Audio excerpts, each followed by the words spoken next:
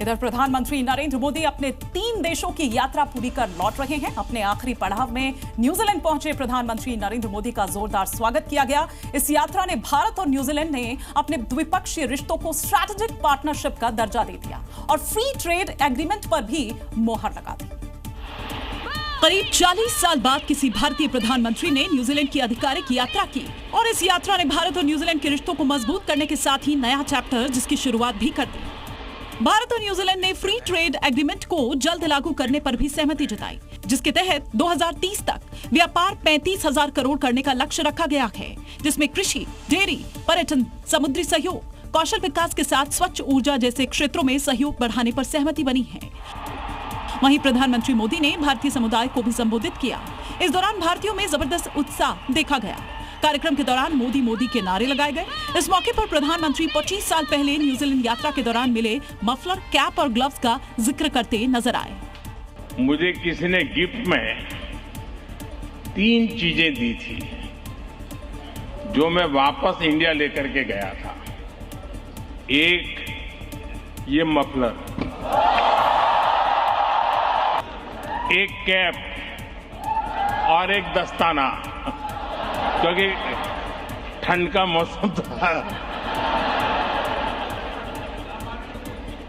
और उसमें से एक चीज मैं अभी यहां इस कार्यक्रम में भी लेकर आया हूं। भारत और न्यूजीलैंड के बीच 18 अहम समझौते हुए हैं। इसके साथ ही चीन के इंडो पैसिफिक में दादागिरी का काउंटर बैलेंस भी तैयार कर लिया गया है।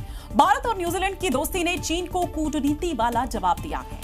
भारत न्यूजीलैंड में समुद्री सुरक्षा समझौता जो है वो हुआ है। दोनों देश इंडो पैसिफिक क्षेत्र में मिलकर काम करेंगे। दोनों देश एक दूसरे को नौसैनिक सहयोग और लॉजिस्टिक सपोर्ट देंगे।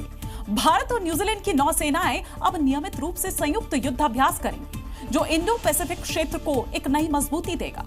इसके साथ ही प्रशांत महासागर में संयुक्त निगरानी मजबूत होगी, जो चीन के बढ़ते दखल को कम करेगा।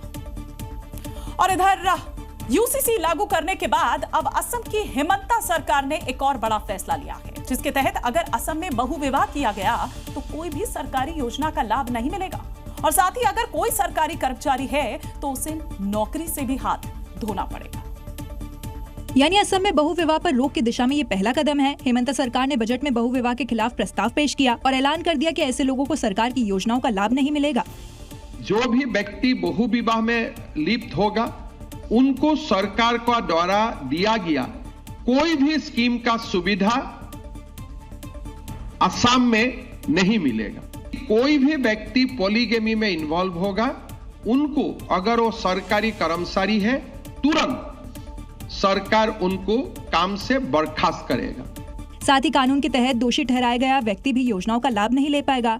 इस बड़े कदम का उद्देश्य पात्र लोगों तक कल्याणकारी योजनाओं का लाभ पहुंचाना नहीं, बल्कि समाज में महिलाओं के सशक्तिकरण, लैंगिक न्याय, ईमानदारी और जिम्मेदार नागरिकता को बढ़ावा देना है।